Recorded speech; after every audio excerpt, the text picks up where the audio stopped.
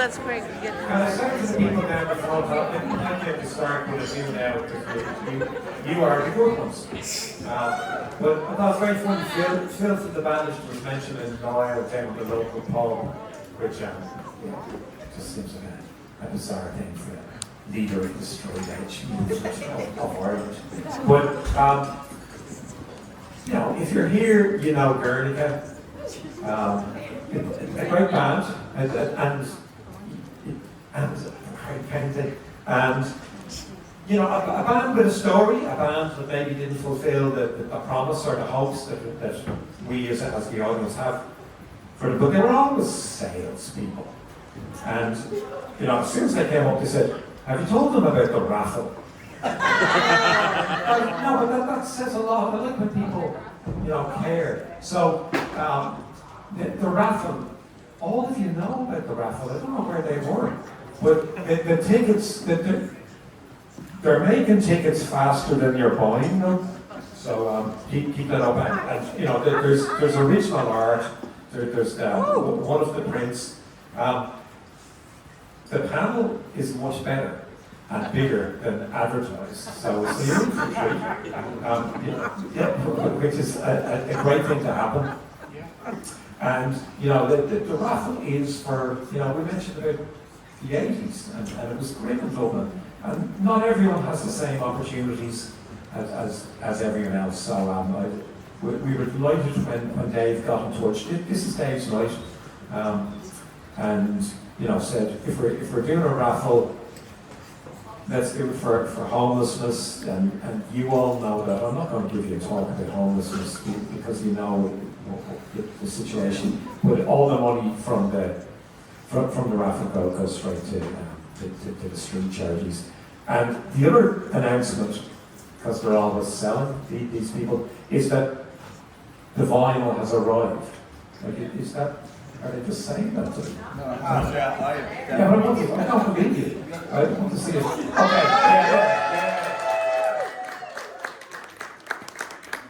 I kind of believed you when you said, but I wanted to see it. So the vinyl is here. It's new and it's old, so it's collectible, but it's also something you should rip open and go and buy a record. People buy vinyl who don't have record players, but buy a record player when you buy this. So it's going to get. And I just thought, Dave, you've got questions for these people. So. Dave, what do you want to ask these? Do you have a microphone? No. Yeah. I'm giving my microphone to Dave for part of this. Joe, I'll give you this one. Okay. Sorry, can I just ask how much of the records, because they're going to be sold? It's a double album, they're 35. Cheers, I didn't have any questions at all, but now I need to fucking think of them pretty quick. I've actually just spent some time lately with Joe and Derek that I was asking questions for the last couple of years, and only recently met Al and stuff, and Tom Cooke, the old manager, I've literally just bumped into the bar outside. It's a name that I've heard since I was a kid, which is quite surreal to have everyone on the stage. So more just, I'm kind of in awe that this happened, So, ask away. You better ask questions. We pass the mic out. Okay, that was great. I hope that's on the tape. Yes. Joe, again, we're just doing that forensic. Like, how did you get into music? What inspired you? Like, when did you start listening to music, and who brought that music to your world? We had some records in the house. Mud would have been one of the bands. I was listening to Engelbert Humperdinck. And then when my brother bought, he's 5 years older, he bought Mud actually. He bought Wings, Venus and Mars album, and Thin Lizzy, Live and Dangerous. But then when I bought a record, my first one, I was 10cc on Mandy, Fly Me, and then I think I went halves with my sister on a single, Ready to Rock, Wizard. So they were the kind of things. And then my first album was David Bowie Live. I bought that album because I had, it was good value for money. It had more songs on it as a double. And then I heard, it's funny, like punk, I just saw the Sex Pistols, pictures of them, and I got a safety pin and you put a bit of wood on the end of the pointy bit and stick it in your mouth. So it looks like you have a safety pin going through your mouth. And I just put it on at lunch at school when I'd walk into town. And old Al wants to be like, oh my Jesus. And but at the same time, I think I had a poster of ABBA on my bedroom wall. So I was like, but then I think the first thing I heard with Matt Sunday Fanning and found out they were Irish, and I thought that's amazing that they were Irish. And I don't think they were a band that I stuck with, you know. Although I did see them in League Slip when they played live, and my first gig was Lena Lovitch in the Olympic Ballroom. So I was 16 then, and supported by Theatrics. And then I started listening to Injury, The Cure, Injury, Gary Newman as well. Like, it's weird that it's all mixed up. Like, obviously Gary Newman and Injury are very similar. But and I'm discovering Bob Marley and I can't think of everything, but you know.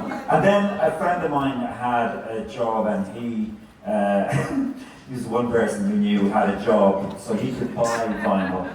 And he was buying stuff by the pop group, Fall, the Slits. Well, I actually bought the Slits, loved the Slits. I can't think of all. Bauhaus, Cabaret Voltaire, that kind of stuff.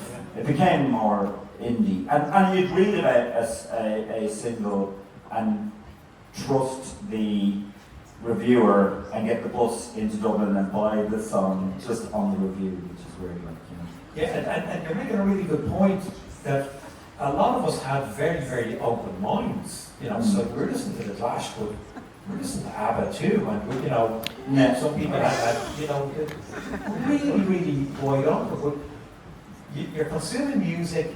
You're going to gigs, but you end up on the stage. Like, what was that process? How did that evolve? Well, I wasn't. It was accidental, and I think Al, you would know. How did I end up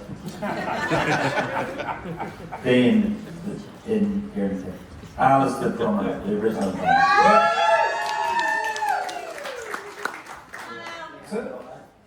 So, like, how did you get into music? You listened to Mud as well. Is this the Joy Division? The John Total Top 77. That's it.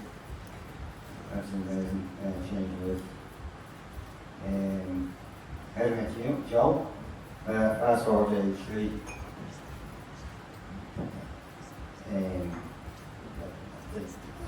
Started the band. I was started. So, age 3, air functionalist now. Bring water. Sergio.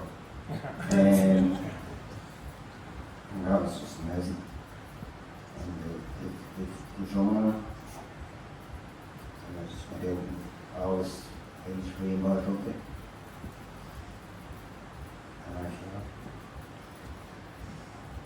The bass and out and set up the bedroom. It was nothing. Starting there. And go back to the jam, because the jam on top of the pops, and other people have talked about that. They're our age, you know. They were really. What was it about the jam that fired you up? Jam was just 77 was in the city and all around the world. Terrible. That was fresh. Bobby Lynch. So, over age 3, it was kind of. It was kind of. I wasn't really doing much. And as I said, terrible from us now, and the staff for about 2 months, and the drumming was just incredible. And you know, most of the bands that played in the underground were drum, bass, guitar, but you know, you with keyboards. Like, was that an ambition? Did you want that? Yeah, absolutely. Yeah, when we started out, it was just me and Kieran, and then obviously we had to get a guitarist, and Garret, my cousin, was the obvious choice. But he was in the Handsome Devils, brilliant band. So I made a phone call, went down to see him, gave him an album of one play with, said, "You want to sound like this?" Which is probably came out to work in the end. And we left the Handsome Devils, and he was in the bedroom. Remember? The tree was in the bedroom for 4 weeks, 6 weeks, and I called Exodus 1, which is a bit obvious. Probably killed me in the end, but I'm the best one out of us. That was 83.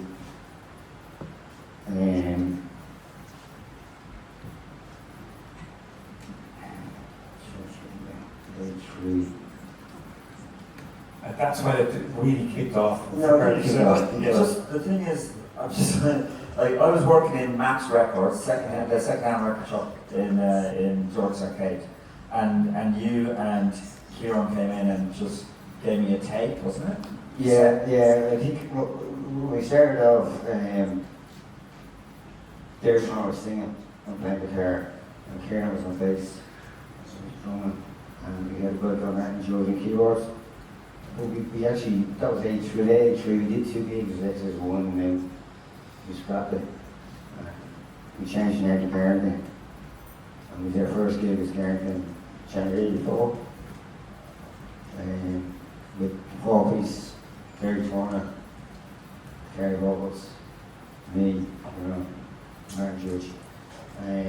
So we did a few, 84, we played a few gigs around undergrounds. I love the undergrounds.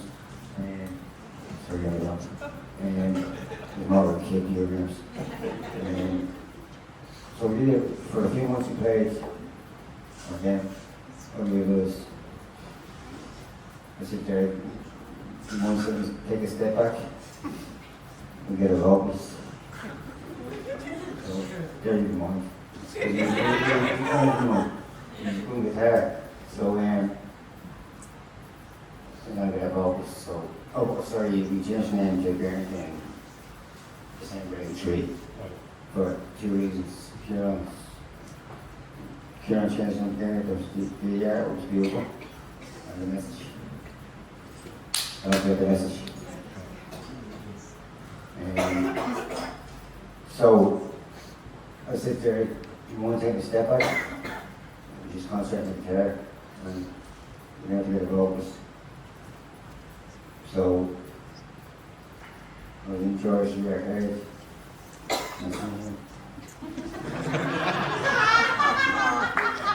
So and that's Match Records. Sorry. He's a handsome lad. And the fucking circle head is there. I didn't have a mullet then. Huh? I didn't have a mullet then. So I just went with Joe, for vocals, with a demo tape, because we had recorded tapes, this demo tape for vocals, blah, blah, blah. And we met in the Pygmalion, the old Pygmalion, which is the hairy down there, and we had a meeting. On Sunday, we done months ago. Yeah, we it's got good. our hair to stay there, space there. Joe came up and made an outfit with lyrics, so we obviously was. I had a notebook with lyrics. Wow. But even before, I must have been waiting for a band to ask me to do it. Could have been Cactus World News. What's that? Could have been Cactus World. Oh, good. Favorite banjo. You still got your phone off. Quite happy. No, but that's a really good point. I think more bands were influenced by New Order than by Joy Division in Dublin. New Order were phenomenally important to the scene here. And they're the reason I stopped being in a band. I opened for them on the second time they played in the SFX, and I realised I need to make sure I'm never on stage again. I was complete fake and it was silly. So I always loved seeing that coming through though in the Irish music scene. And what's your story? Like, how did you get into music? That's a good question. Me and Garret sort of got into music again, grew up watching the Top of the Pops. For me, it was the jam as well. And because he started playing, Garret started playing guitar, I thought, we kind of two guitars in the house. And I thought, I'll opt for the bass. But the music, the post-punk thing in particular, bass playing, all the bands have fantastic bass players. And I want all of that. Simon Gallup, you know, Hookie, Will Pattinson, all those bands are great, and I thought, I want to do that. And that's how I got in. I think we used to go in, everybody used to go around to each other's houses and everybody was looking for bands. You'd advertise in free word. The amount of people, front rooms I sat in, and you know, played and it didn't work. The first band I actually was in that didn't gig was Might Be Valentine. Before them, Might Be Kevin and Paul. And I spent a good, I think the best part of a year. I think I've loads of cassettes of our early verses, which are interesting. I was just saying to somebody yesterday, it was a bit of a clash because Kevin was doing exactly what Kevin does in 1982 when I was 16, and I was trying to sound like Gang of Four. You can imagine what bloody battles on the Gang of Four. So they wanted to go to Berlin, and I was going, I'm 16, I was an apprentice electrician from Sears, and I started playing with a guy I knew in a band called Whelan. And that was my first Guernica, or not Guernica, Underground experience. That's where we played. First gig we ever did was in the Underground supporting Might Be Valentine on their first gig. And then we started playing in Underground. I played with Whelan Shoes there for a couple of years. I was only, again, like everybody else, too young. Not as young as Dara, who was playing. I was about 17, Dara was about 14. So much people have been asking me, did Guernica ever play with Might Be Valentine? And I've been trying to find that out. So it was Whelan issues. Yeah, because I obviously knew Kevin and Colin when I left the band. The first ever Valentine's gig, they were called Sporting Peacocks. So Whelan Shears were a bit like a fucked up Joseph K. We played in the Underground a lot. And that's how I got to know these. But interesting, somebody mentioned earlier about Compulsion. Our first experience of Guernica was me and Ray and Phil Mead would go around Dublin putting up all our posters for the gigs, and then get up the following morning, get the bus into work, and Guernica covered all our fucking posters up. So it was like this fucking masses. So that was my first experience, and then we ended up getting to know each other through the music scene. And again, somebody mentioned the last, I think it was Ferg in the last bit. One of I'll tell you what was great about the Underground and why it became the scene and what we talk about as we do. Is before the Underground, everybody was playing in the audio rooms or back at the end. There wasn't a scene. You played in the audio rooms, and the people who wanted to come to see you went. The Underground was the first place, I think, for this new generation of bands where we come out there. So if you weren't playing, you were looking at other bands. I didn't go to the audio rooms to watch somebody unless I was going to see that band. Whereas we went to the Underground to hang out. And we watched everybody else, and we knew it was very incestuous where people moved about. And that's how I ended up ultimately in Guernica. After Whelan Shoes broke up, I was scratching around. And I'm sure Al will want to pick up after, you know, Americano and Orange and Red and why they decided to leave. Incidentally, we became friends. You know, me, Derek Turner, Alec used to be in the granary and have laugh our heads off all night. And I adored Guernica. I was such a massive fan. I used to go to all the gigs. So when Derek rang and said, the guys are leaving, I want you to come down, I was like, fuck, you know, I want to play Kieran's bass lines. It's fucking unbelievable. Guernica were, when I watched them from Paragraph, sort of fully formed. The imagery, the looks, they looked fantastic. The posters were incredible. The songs were incredible. They were just fucking on a different level. His fucking lyrics, You know, he did. You know, the thing about I loved about Joe when I was in the band was that he'd have a novel in one pocket. He was quite an intellectual, and in the other pocket, a note, maybe, but another in the other pocket, he had just all these fucking lyrics. And Derek Turner would just take the acoustic guitar and play chords, and he would just rattle these songs out. It was like, oh my god, you know, they were incredible. They were a different level. Yeah, but let me take you back to a couple of really interesting things. One is you joined a band who were covering up your posters. But really important. They were better posters. Yeah. But so many of the people who've spoken tonight were incredibly young. Yeah, everybody was, yeah. But they didn't lack ambition, and you were listening to. We were fearless because we were young though, because we just wanted, somebody used to say, when I was in Guernica and then subsequently in SAC, you go home, when I was living in London with SAC, for instance, we were touring playing The Fall, playing with all these bands. Never made a single penny in my life playing music. We used to go home at Christmas, you see your aunts, and they go, you know, you did, and I go, I don't make money. And they go, yeah, you're playing this wedding band, and I go, no, but we played for fucking Marky Smith. And he said, you were brilliant. When we were like listening, looking at the jam, and nobody ever looked and goes, Paul, want to make money? We just went, we want to do that. When you heard the New Order, you went, I want to fucking do that. So that's all we wanted to do. It was do that. There was no ambition, I don't believe, any of that. It was like, we just want to make that music. And going back again to Jeff, who was the same age as us, somebody again said earlier, I think it was Paul, said, we want to give you when flick over the dog ear book and go, Tuesday next week's free. And, it was, just wanted to get up and do it. I don't know how shit you were. Most, like, I know disrespect to the lads in Whelan shit, but most of them, we were fucking shit. Lots of energy and stuff like that, but, Yeah. But it was like, you just want to get up and do it, you know what I mean?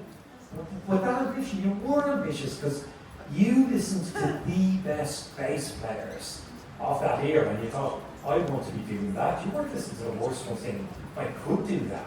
Yeah. So where did that come in your personality that you thought, I don't just want to play, I want to play really, really at a high level? I didn't think of that though. Okay. I mean, obviously at the very start, you pick it up and at a really shit K bass spot in McCullough Divots or something like that, or Goodwin's in Avon Street, and you know what, I learned to play the bass from records. Whether it was set to songs from 17 Seconds or Unknown Pleasures or The Jam or Echoing the Moneymen. You know what I used to do? My mum wouldn't let us have an amp. So I discovered that if I got up on the sofa and put the head of the bass against the window pane and played it, it would vibrate and you could hear the thing. So Garret would be playing the guitar and I'd be going, you'd hear it was almost like the tea-chest thing. And we would just learn songs from records. So I didn't think I'm going to be that good. I just wanted to do it, Fantastic. And Tom, where did you come into the story? Like, were they fully formed when you saw them? Every story begins with once upon a time.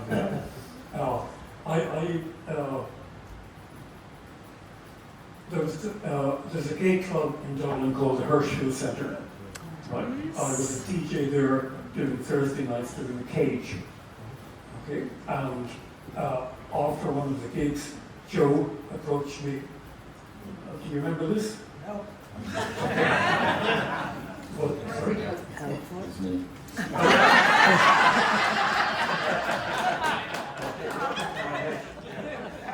Okay, tell me how the conversation went. I was going to play there. I went in, it was actually the night for the zone and I went in. Yeah. It was with his people. Friends. Yeah. So I went up to the DJ box and going to speak to the manager. I want to do a gig here. And I think. That's how it started. Yeah. That's how we got to know each other. Yeah. Okay, that conversation, interesting, like. Rewrites everything, right?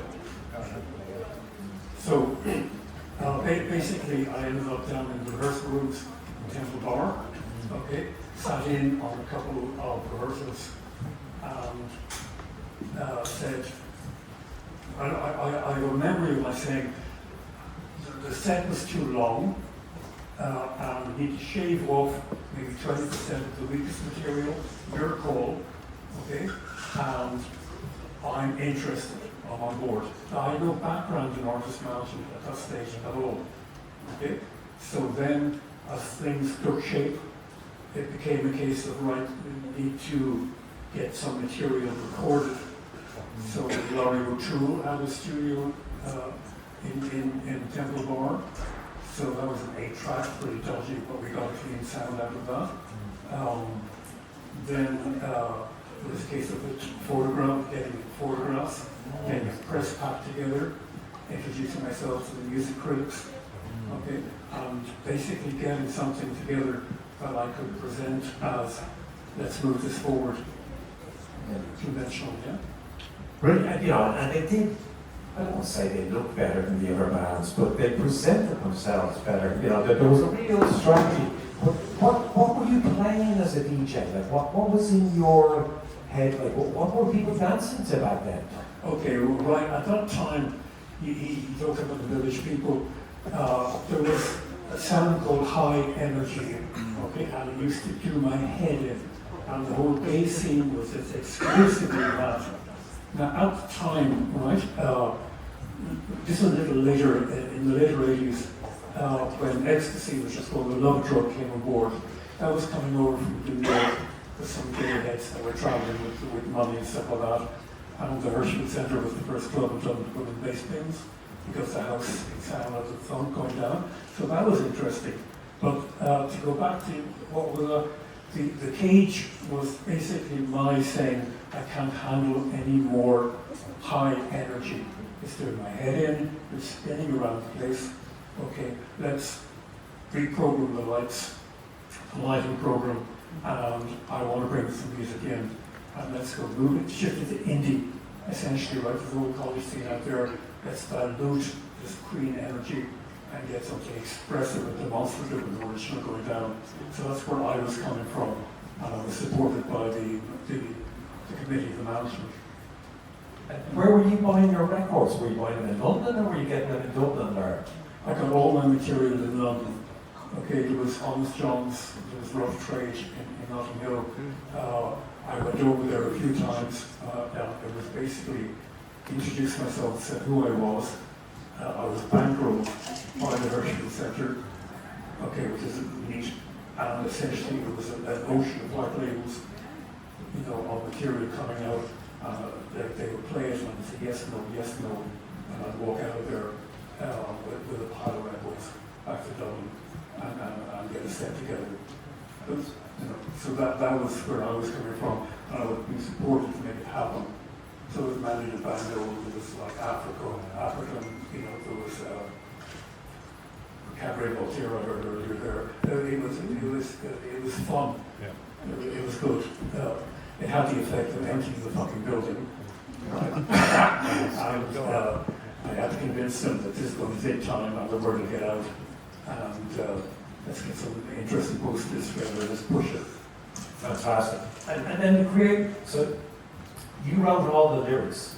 Right? Yeah, I definitely wouldn't have been a singer if I wasn't writing the lyrics. There's no way I would have sang anyone else's lyrics. I had to for the first few when I originally joined. Yeah. And so did you come up with the lyrics and then brought music around that, or then sometimes you mix? I think that originally we would write songs from a jam, and then I would start singing along lyrics, and then that's how we wrote a good few songs. But then me and Derek Turner started writing songs together a few times, and he would start with a couple of chords, I'd sing a bit, and then I'd try and bring someone with me, vocal, and he'd follow it with guitar. So it was kind of writing that way, and the lyrics were kind of sometimes a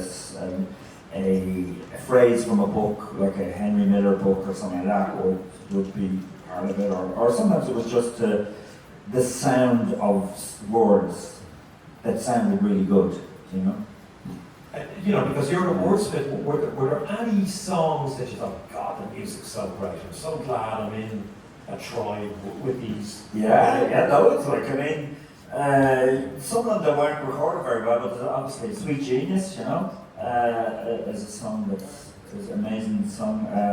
But even the first kind of Americano, I loved that, and just it was driving beat, you know, and all that kind of stuff, and I loved, you know, singing.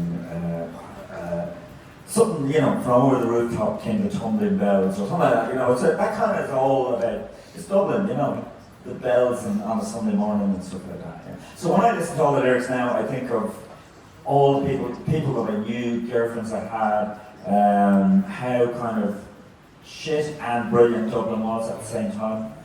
Like, it's kind of shit, but it was amazing. And I didn't grow up in Dublin, I grew up in the countryside, so I was still discovering Dublin, just walking around it and finding new streets and stuff like that. And there's a song called Duke Street, which is I just, like, it wasn't particularly about Duke Street, but I liked songs that had names, like places like, there's a, I don't know, Bomb on Water Street is a jam song, right? And I wanted a song about street. So Duke Street, like, it's a great name. And then I think there's a lyric in there that's about hippie, some old hippie plays an old song, and that's really those hippies that used to play busk on Grafton Street, who became quite famous. But I used to hate them. You know what we're talking about. Moving on. If there's anyone from Fáilte, Ireland, you know, there is a branding being offered by Guernica of Dublin shit and brilliant. You know? That could work. They're always selling, buy an album, like it's Sunday night. And, you know, sell your cowboy boots and buy an album. The Guernica, is this the first time it's been sold at a talk? Yeah, it is. Yeah. So we haven't sold it at a live event. Right, yeah. So you're all invited. I think they should be 40 or 50, which is I will literally lick an album if you want.